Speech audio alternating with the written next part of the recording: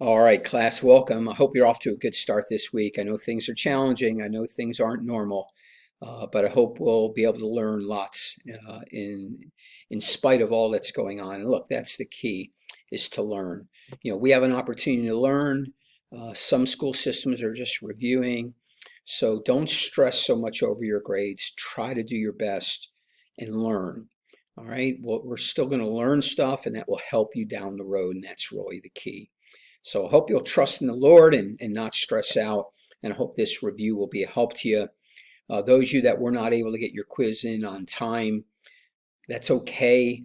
You just won't get a grade. It won't hurt you. It will not go against you. Hopefully in the future, you'll be able to get those in on time so that I can give you a grade. All right. And don't forget, test on Thursday. That test will be available for pickup or for print off by 9 a.m. on Thursday, and I'm asking if you can please to turn it in by 3 p.m. on Thursday. If you need an additional day to get the test done, that's okay. And parents, again, proctor that test, keep an eye on your kids. Just make sure they can use their calculator, but make sure that that's the only help that they have while taking their test or quizzes in the future. Okay, here we go, and hopefully this will be a help to you. So number 1a, give the formula for Pythagorean theorem. That is a squared plus b squared equals c squared. A squared plus b squared equals c squared. All right, and hopefully remember you can switch that backwards. Can be c squared equals a squared plus b squared. So it goes either way. And so the Pythagorean theorem, that's key formula. We'll use that later on. All right, complete the rule. So in this rule, notice we have a fraction for a radicand. Now, if you can reduce that. But to use the rule, it's the square root of a over the square root of b, the square root of the numerator or the root of the numerator over the root of the denominator. This third rule here, or the second rule, 1c, you have like terms, right? Like radicals. And so we're just adding like terms, a of them plus b of them minus c of them. So key is you got to have this parentheses and of them. And so an analogy would be something like this: 5 times the square root of x plus 3 times the square root of x minus 2 times the square root of x. 5 of them plus 3 of them is 8 of them, minus 2 of them would end up being 6 of them. And you'll see that later on as we do a problem. Okay, 2 through 6, multiply or divide, simplify if possible. Okay, so this first one we're multiplying. Now remember, we're going to simplify before we multiply, but number 2, there's no simplifying. So it's just the square root of 5 times the square root of 3 is the square root of 15. On 3, however, notice we can simplify before we multiply. Now we have a square root, so we're looking for 2 of any factor. So here we have a 3 and a second 3. What's the square root of 3 times 3, or the square root of 9? It is 3. What's left in? 7 times 5, or 35. Now, this is a shortcut to doing this and then reducing while they're all underneath the same. That's okay. We can do it before we actually do the multiplying. Here's what you don't want to do. You don't want to multiply 21 times 15 and get the square root of 315 and then try to simplify that. You're just wasting your time and you're making it harder. So don't just multiply the two things out. Simplify before you multiply. S-bum, right? Or you'll be one. Okay, 4a. So this is the square root of 49 over the square root of 36. What's the square root of 49? 7. What's the square root of 36? 6. 7/6. Now 4b. Notice how this reduces. And that's what we want to do. So 45 is a 5 times 9, and these 5s divide out. So what do we end up with? The square root of 1 over the square root of 9. The square root of 1 is 1, and the square root of 9 is 3, and so that's a 1/3. 1/3. All right, number 5, here we are. We're adding like terms. 4 of them minus 7 of them is a negative 3 of them. So negative 3 times the square root of 3. Now be careful here on 6a. You got a square root of 3 and a square root of 12. They don't add, at least seemingly they don't. But remember, you always got to look to simplify your radicals. Well, a 12 is a 4 times 3. And what's the square root of 4? It's a 2. So let me rewrite. So here's where we're at. Negative 7 times the square root of 3 plus 4 times the square root of 3. Oh, now we can add them. 7 negatives of them and 4 positives of them is 3 negatives of them. And what's the them? Square root of 3. So you should add negative 3 times the square root of 3. Always look to simplify your radicals. And so when adding and subtracting, a lot of times there'll be radicals that you can simplify. You want to look to do so.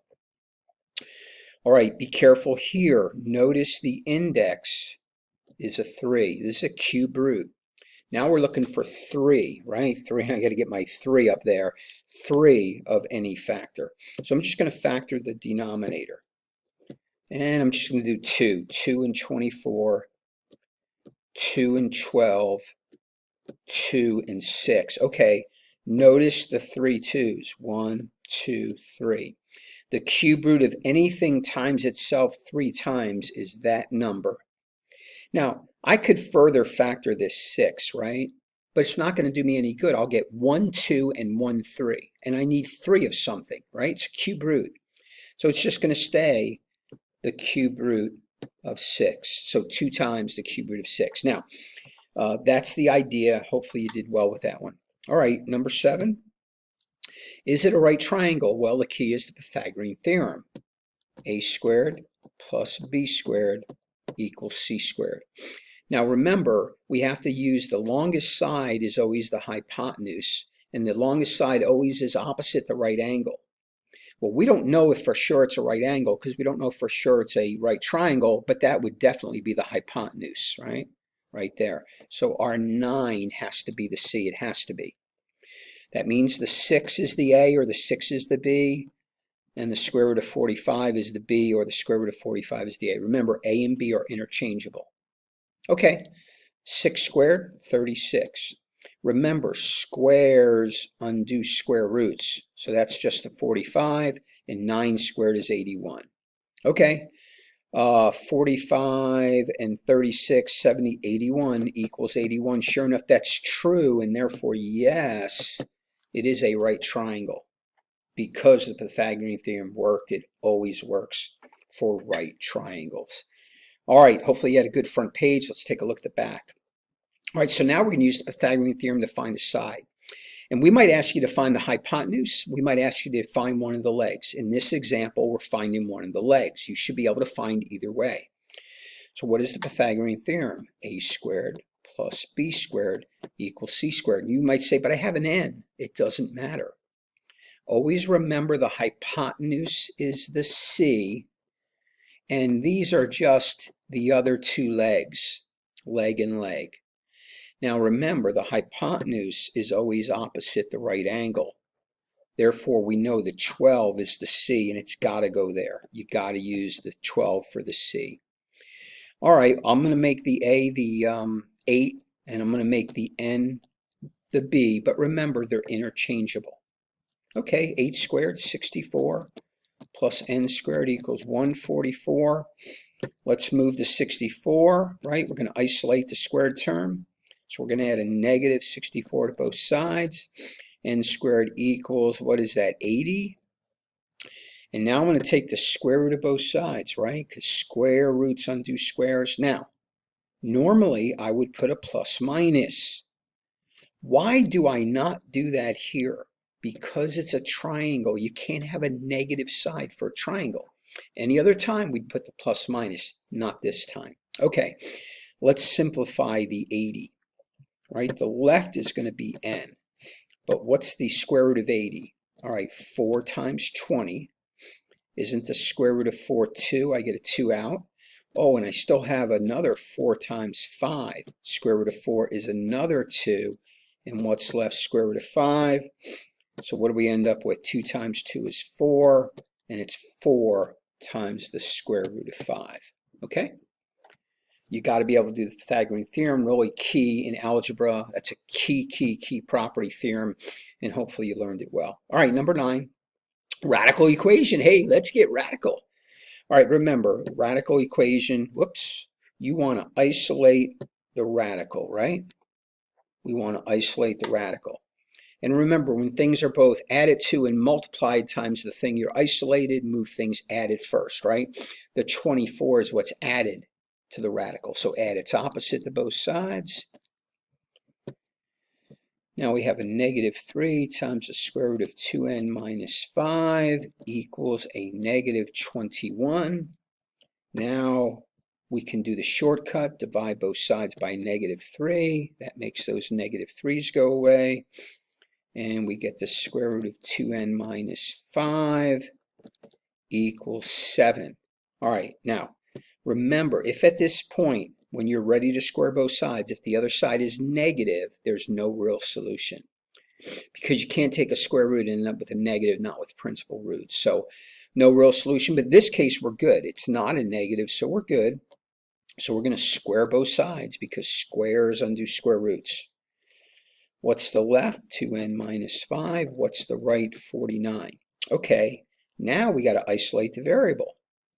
When things are both added to and multiplied times a variable, move things added first, right? This is why this should be memorized in your brain. We use it so often.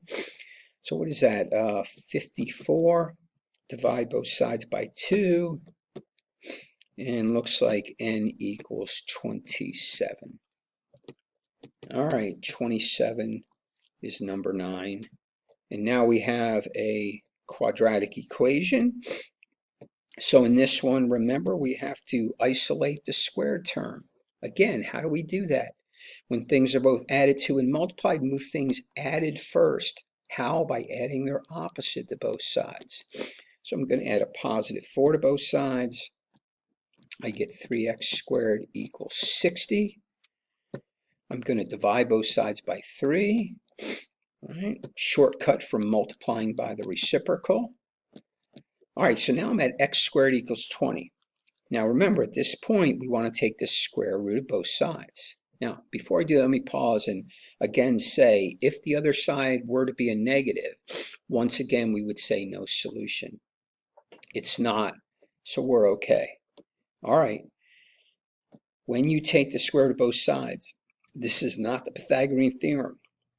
So we do have the plus minus.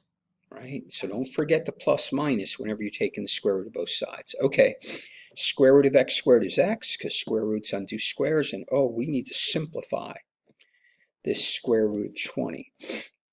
The square root of 4 is 2, and we're left with the square root of 5 inside. Oops, and don't forget my plus minus. See, I had it there, and it made me remember to put it there. You know, I hate to say this, but a lot of times you guys don't have it right there.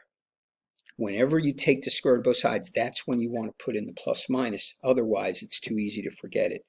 Okay, so x equals plus or minus 2 times the square root of 5. Now, if you would have gotten square root of 20, you'll get most of the points, but you need to learn how to simplify.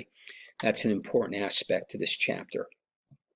And it's an important aspect for Algebra 1 going forward. All right, last question. A triangle with sides 6, 7, and the square root of 13. Oops, my square root's a little moved over. That's okay. Is a right triangle. You must show your work. Okay. Pythagorean theorem. A squared plus b squared equals c squared. Now, which side is c? Is the 6 the c? No. Is the 7 the c? Maybe, right? 7's bigger than 6. Remember, the hypotenuse is always the longest side. That's what you got to find. Well, what about the square root of 13? Well, if you don't know what that is, like I know this, 3 squared is 9, the square root of 9 is 3. The square root of 16 is 4. So I know the square root of 13 is between 3 and 4, and it's not the biggest number. But if you don't know that, just punch in 13 into your calculator, hit your square root button, and it tells you 3.6. Okay, that means the 7 is the longest side, and it's got to be the c. All right, remember, a and b are interchangeable. I'll put the 6 in for a. I'll put the square root of 13 in for b. What's 6 squared? 36. Remember, square roots undo squares, so that's a 13. That equals 49, and sure enough, 49 equals 49. So that is true. It is a right triangle. All right. Challenging chapter, but some good things with roots and radicals. Pythagorean theorem really key. Hope you'll get ready for Thursday's test. Hopefully you've looked at the review. If not, tomorrow, I believe, I assign the review video, or today when you're watching this video. Maybe it was Monday. I can't remember. Keep everything straight with all my classes. But remember, there's a review video on HCS Math class.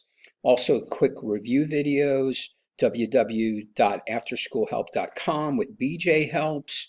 Lots of things available. Hopefully you'll get ready for your test on Thursday, and I'll get those in and try to score them and get your grades on the portal as soon as possible. Keep an eye on the portal. Keep watch over it. It'll set you up and explain things coming and give you insights. All right, that's it. Hope you did well.